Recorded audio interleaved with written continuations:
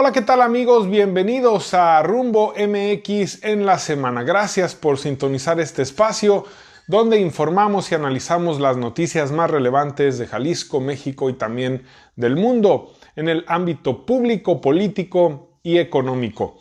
En esta emisión analizaremos varios de los temas que han dado de qué hablar durante los últimos días, desde aspectos económicos, políticos, pero todos ligados al momento que vivimos, que es la contingencia por la pandemia del coronavirus. Y arrancamos justamente con la información que tenemos para todos ustedes. Arrancamos con esta nota que generó mucha polémica la semana pasada, ya que el diario londinense Financial Times, de análisis económico con enfoque mundial, lanzó en su último editorial una fuerte crítica a la administración federal de Andrés Manuel López Obrador, pues señaló que el mandatario conduce a México a una severa crisis. El editorial, titulado "Se lleva a cabo una tragedia presidencial en México", le da el adjetivo de imperial e imperioso al ejercicio de gobierno de la Cuarta Transformación y al presidente Andrés Manuel López Obrador respectivamente. México tiene una presidencia imperial y un presidente imperioso, destaca este editorial, y es que, según el diario, la pandemia por COVID-19 ha desnudado las debilidades y el comportamiento errático de Andrés Manuel López Obrador. Sin embargo, el presidente no se quedó callado. Esto fue lo que le respondió al Financial Times. Con todo respeto, debe de ofrecer disculpas al pueblo de México, porque ese periódico se quedó callado mientras se imponía la corrupción en México. Nunca dijo nada, al contrario, aplaudía. Bueno, ahí lo que dice el presidente, que no lee el Financial Times. Y bueno, el tema de los últimos días es sin duda la baja en el precio del barril de petróleo, pues el lunes el precio de barril de crudo llegó a cotizarse en hasta menos $37 el West Texas Intermediate, o sea que los vendedores tenían que pagar a los compradores para que se llevaran los barriles de petróleo. Y es que el hundimiento del precio del barril de la mezcla estadounidense, que incluso llegó a estar por debajo, obviamente, de cero, se debe a fenómenos de mercado originados, por supuesto, por la pandemia del coronavirus, del COVID-19, y la guerra entre los grandes países productores de petróleo, entiéndase Arabia Saudita y Rusia, que a final de cuentas se habían puesto de acuerdo en la OPEP, pero de nada sirvió. Y se prevé que estos precios permanezcan bajos por un buen tiempo.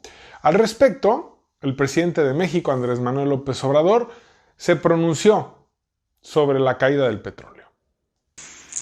Decir también, como complemento, que tenemos recursos económicos, materiales, suficientes, que tenemos de qué echar mano frente a la crisis. Y cambiando de tema, esta semana se dio a conocer un audio, se filtró un audio en diferentes medios de comunicación en el que el comunicador y exaspirante a la presidencia de la República por la vía independiente, Pedro Ferriz de Con, hablaba de desestabilizar al gobierno de López Obrador, de un plan para desestabilizar al gobierno, en el que se sumarían empresarios y hasta el propio gobernador de Jalisco, quien, según dijo el conductor, desconocería en unos días más al mandatario nacional. Esto fue lo que dijo Ferriz de Con en esta conversación privada que tuvo con empresarios exalumnos del ITAM. Se está cocinando que el propio gobernador de Jalisco se va a levantar y va a decir, bajo estas condiciones, el occidente no tiene un plan de recuperación y desconozco al presidente de México.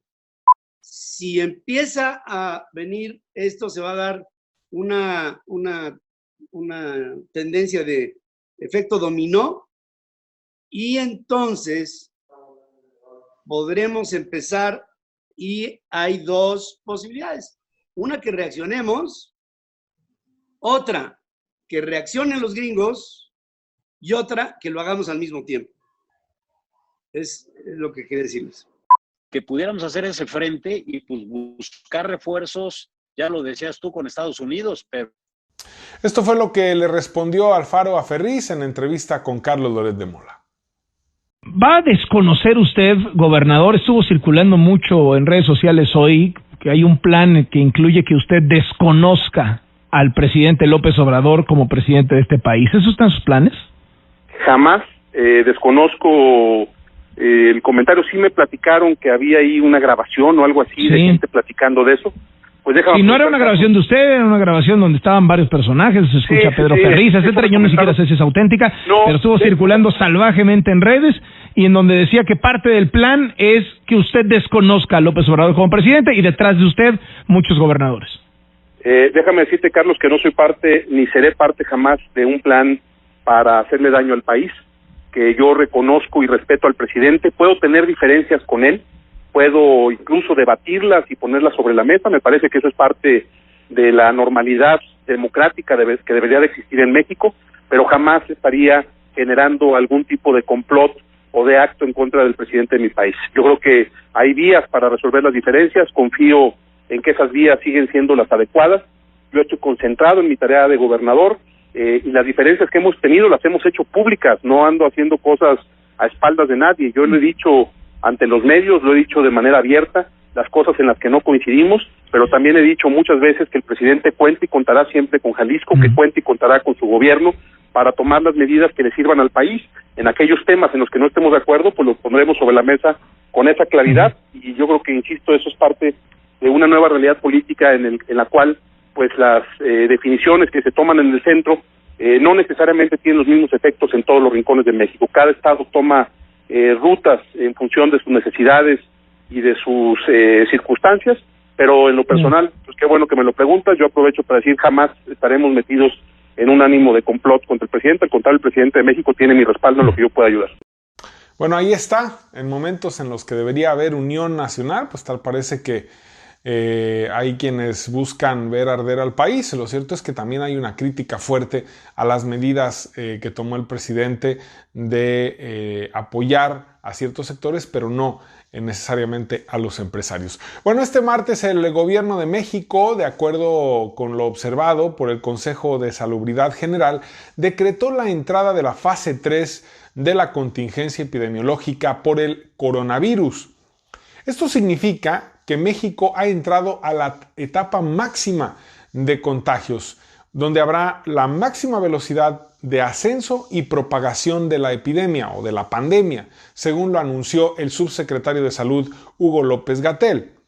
La fase 3 se caracteriza porque se presentan brotes regionales epidémicos, dispersión del virus por todo el territorio nacional, un aumento exponencial de casos, los cuales se estiman en miles, con una difícil interrupción de la cadena de transmisión. Es el uno de los peores escenarios posibles. Vamos a escuchar lo que dijo López-Gatell. La autoridad sanitaria estatal tiene la responsabilidad de hacer cumplir estas disposiciones en sus ámbitos de competencia, en sus territorios, pero además aplicar las distintas modalidades administrativas que garanticen que se cumpla la Jornada Nacional de Sana Distancia. En resumen, y con todo esto, hoy queremos dar por iniciada la fase 3 de la epidemia de COVID, recordando que estamos en la fase de ascenso rápido. Se estima que en esta fase, en México, podrían infectarse entre 175,000 y 300,000 ciudadanos, de los cuales solo una mínima cantidad requeriría hospitalización. En esta etapa, la Organización Mundial de la Salud recomienda emitir medidas restrictivas hacia la población para evitar posibles brotes del virus. Sin embargo, México las aplicó desde finales de marzo. Hablando justamente de López-Gatell, el subsecretario de Salud, quien ha sido duramente criticado por el gobernador, la semana pasada también el alcalde de Guadalajara, Ismael del Toro, se lanzó contra lo que ha dicho López-Gatell. El presidente municipal de Guadalajara, Ismael del Toro, respondió al subsecretario de Prevención y Promoción de la Salud, Hugo López-Gatell, quien aseguró que la capital tapatía era una de las de menor cumplimiento de aislamiento domiciliario. Del Toro Castro dijo que esa supuesta afirmación se hizo a través del análisis de teléfonos de la marca de la manzanita, de Apple, pues esos datos no representan el comportamiento de los mexicanos, ya que solo el 15% de los mexicanos usan iPhone. Añadió que tan se ha respetado el aislamiento domiciliario que del 20 de marzo a la fecha la Ciudad de México ha registrado aumentos en 10 veces sobre el tema que se da en la zona metropolitana de Guadalajara. Es decir, en la Ciudad de México aumentan 10 veces más los casos a un ritmo 10 veces más rápido que en Guadalajara. Esto fue lo que dijo Ismael del Toro a propósito de este intercambio de comunicaciones con el subsecretario de Salud. Esta mañana, el subsecretario Hugo López-Gatell presentó un informe de reducción de movilidad para evaluar las acciones de aislamiento en todo el país. Este supuesto análisis se hizo a partir de datos obtenidos de teléfonos iPhone, específicamente de la aplicación Apple Maps. Es preocupante que la autoridad que conduce la política de salud para enfrentar al COVID-19 utilice este tipo de datos que no representan en absoluto el comportamiento social de los mexicanos, mucho menos el comportamiento de la epidemia.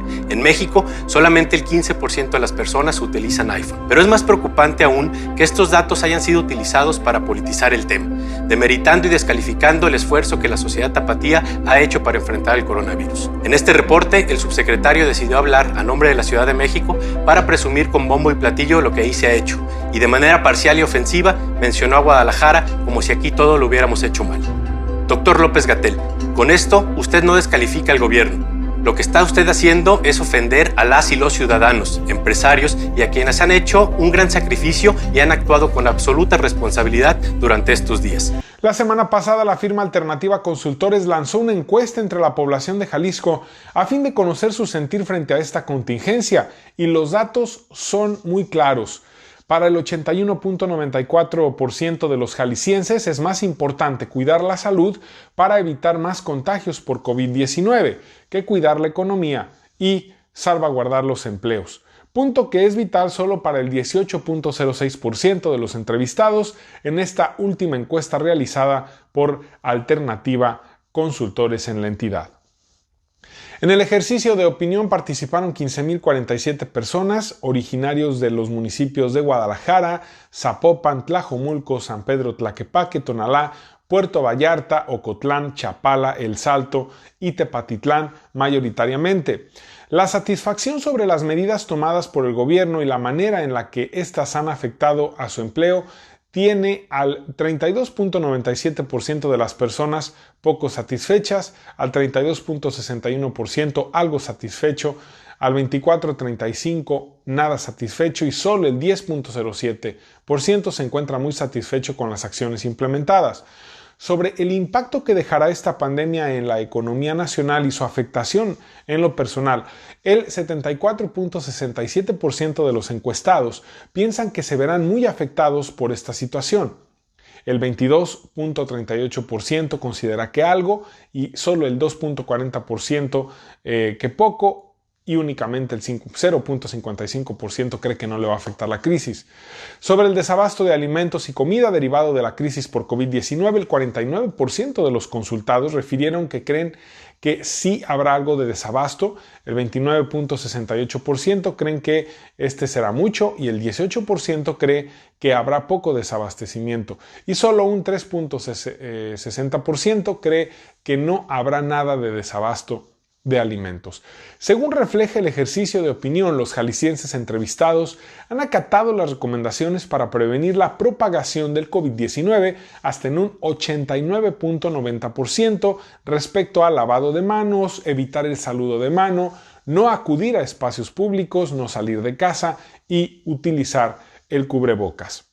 Solo la mitad de quienes participaron en el ejercicio se quedarían en casa de presentar un cuadro sintomático de coronavirus. Un 54% de los participantes han permanecido bastante aislado en sus hogares. Un 28% ha acatado las medidas pero ha salido a trabajar. Un 6.5% sigue visitando a amigos y familiares y únicamente el 4.07% está en cuarentena total sin salir para nada de sus hogares. Solo el 4% en cuarentena total.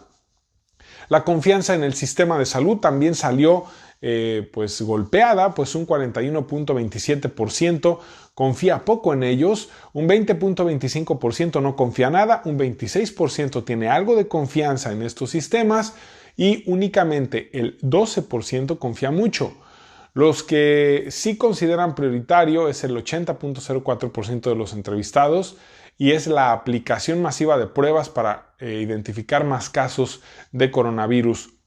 El 54% de los consultados aprueban mucho la extensión del aislamiento social para evitar el aumento en los casos de contagio del COVID-19. En un hecho sin precedentes, la máxima casa de estudio de Jalisco, la Universidad de Guadalajara, decidió posponer la aplicación del examen de ingreso a la universidad que estaba programado para el 23 de mayo y trasladarlo casi 2 meses después para que pase la contingencia del coronavirus que ha afectado a todos los sectores sociales, incluido por supuesto el educativo. De este modo, la aplicación de la prueba de aptitud académica para ingresar al calendario 2020B en la Universidad de Guadalajara se pospone hasta el próximo 10 de agosto, será en lunes, mientras que el examen de admisión para el ingreso a la educación media superior Piense 2 se aplicará en 2 fechas.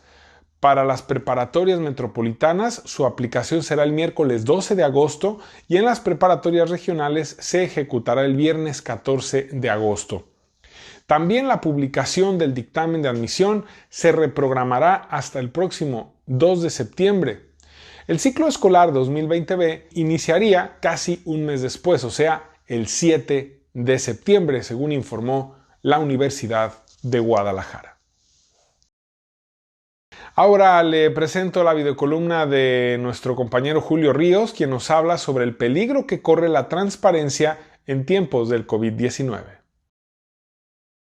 La transparencia en tiempos del coronavirus, del COVID-19, como ya lo hemos podido comentar en diferentes espacios, esta coyuntura ha hecho que se suspendan diferentes actividades que son consideradas no esenciales y también en el ejercicio de gobierno se han estado dictando diversos acuerdos a nivel nacional y a nivel local para suspender los plazos de los procesos de acceso a la información, es decir, estas solicitudes mal llamadas de transparencia, que en realidad son las solicitudes de información en base a lo que señala la ley respectiva. Y es irónico que en estos tiempos en los cuales se requiere que la población esté informada, no hay que confundir esto con la comunicación social, que por supuesto es un esfuerzo que continúa en todos los niveles de gobierno, pero la información gubernamental también debería de estar a la disposición de todos los ciudadanos. No obstante, se han estado emitiendo estos plazos.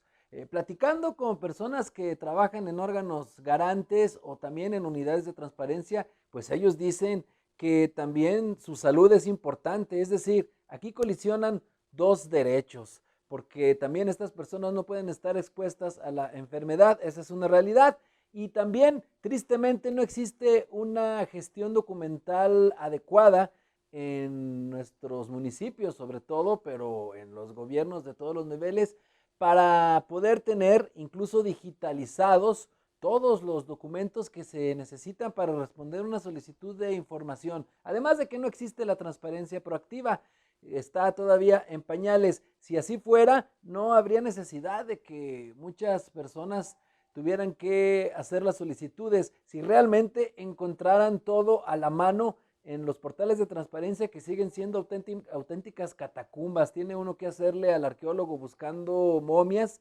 y no son lo más amable. Entonces creo que esto es una oportunidad para repensar este tema. Es decir, cuando hay una colisión de derechos, efectivamente hay que preservar la salud, pero tampoco hay que dejar absolutamente descuidado el otro derecho, que es el de acceso a la información, que también es un derecho fundamental. Se debe de preparar cada sujeto obligado para que en el futuro se tengan estos software, estas nubes, para que no sea anacrónico de que nada más estando en la oficina puedas acceder a los documentos que sean para resolver una solicitud de información. Esta es una gran oportunidad para repensar la transparencia. Amigos, hemos llegado al final de este espacio Rumbo MX en la semana. Los esperamos en nuestra próxima edición con más información y análisis. Pásenla muy bien.